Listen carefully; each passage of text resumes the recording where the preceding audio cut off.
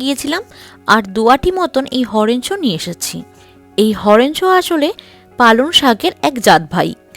আজ ডিউটি থেকে তাড়াতাড়ি চলে এসেছি, কারণ ঘরে একজন আসার কথা আছে, আর তিনি আসার আগেই আমি সব রান্নাগুলো শেষ করব।